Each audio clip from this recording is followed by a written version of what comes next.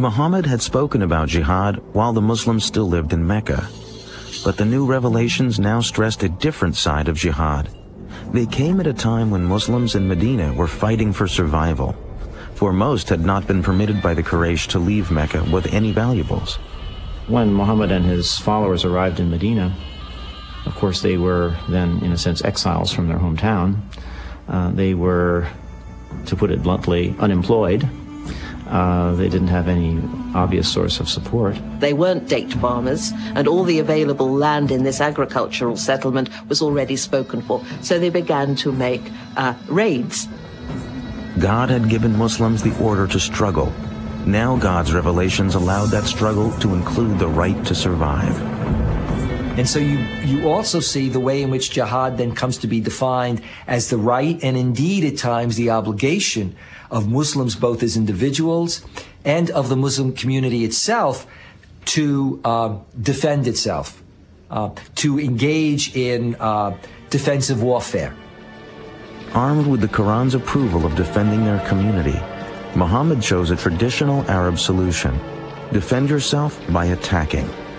Muhammad would lead an army to raid the most important Quraysh caravan of the year. Muhammad's plan was to intercept the caravan as it approached the wells of Badr near the Red Sea. But before his forces got to the wells, word of the Muslim army reached Mecca.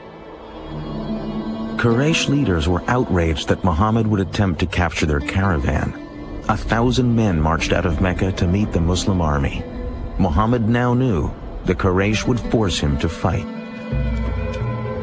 The night before the battle, the Prophet had no idea if his men were willing to die in what had now become war. But after listening to stirring speeches, his followers vowed to offer their lives for Islam.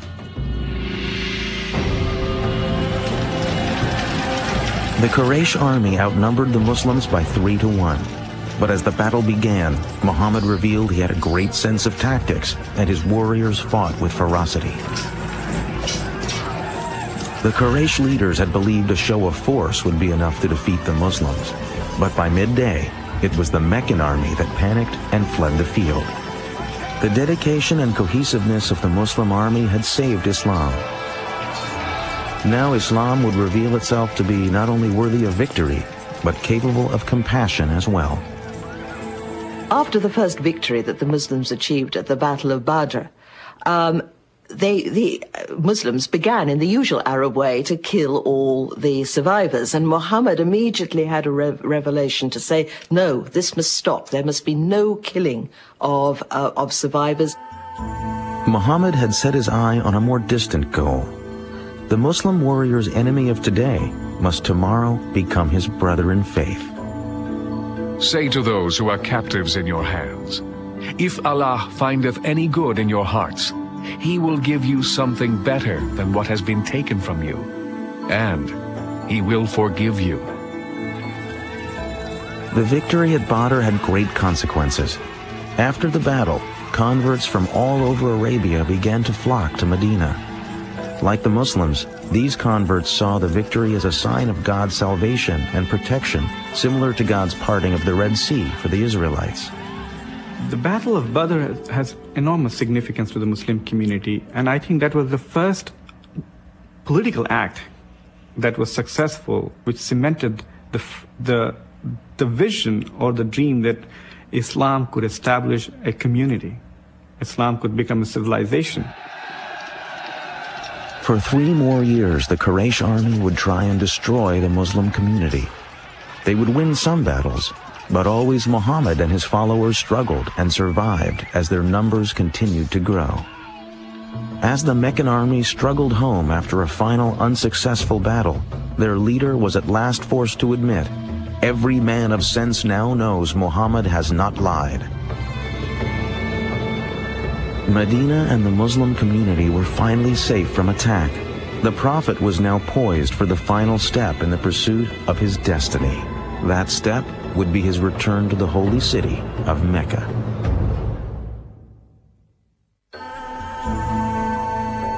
Muhammad's life in Medina was austere but comfortable. He had few possessions but wanted for nothing. He lived in quarters attached to the mosque, usually spending each night in the room of another of his wives. Muhammad's wives were a diverse group. One was a Jew, another a Bedouin. One was even his cousin. Most were chosen for various political reasons, but a few, such as his third wife Aisha, were clearly matters of the heart. Muhammad now told his followers that revelations from God said each man was permitted to take no more than 4 wives, and the husband was required to treat them all as equals. Marry women of your choice, 2, 3, or 4. But if you fear that you will not be able to maintain justice between your wives, then marry only one. The modern world has frequently come to view Islam as male-oriented at best and misogynistic at worst. But in truth, Muhammad's teachings brought women new rights that would not be achieved in the Christian world for centuries. The first was the right to life. The Quran forbade the practice of female infanticide, which had been common in early Arabia. Women were also given the right to an education, to be duly educated as men were, to inherit, which meant that they could buy and sell property, which again would mean that they would have to undertake business transactions.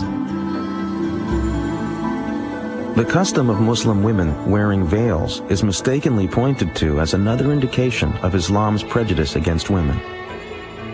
The emancipation of women was a project that was very dear to the Prophet's heart. There is nothing in the Quran about all women having to be veiled or secluded in a separate part of the house.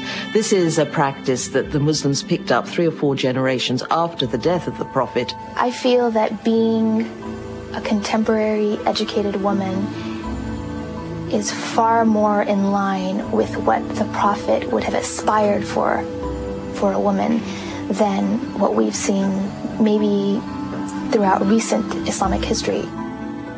Muhammad had achieved enormous success.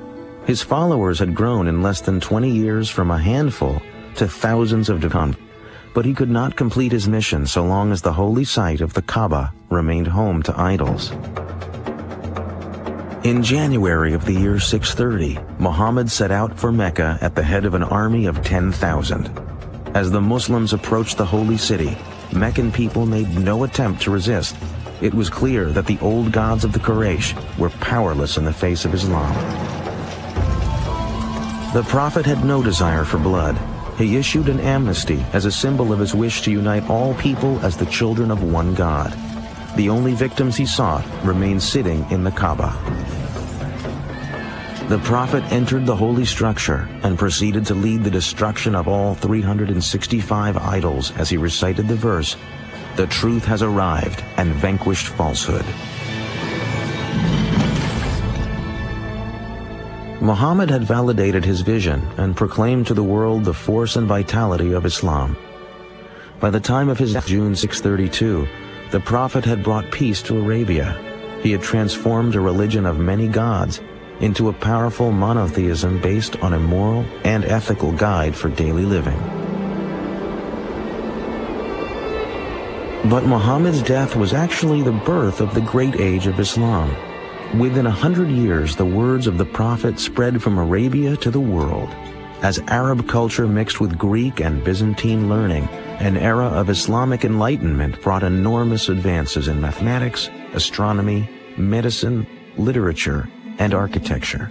Who would have thought today, let alone then, that a man who is described as born an orphan into a divided Arabian society, illiterate, a caravan manager, would create a religious tradition that within 100 years of his death, its physical presence would spill out of Arabia, go all the way to North Africa and all the way over to India.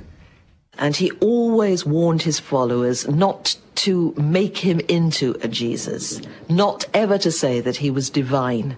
He was just an ordinary man, he said. The fact that he led what we might call a normal life, I think, makes him very appealing to many Muslims, to most Muslims perhaps. That he married, that he had children.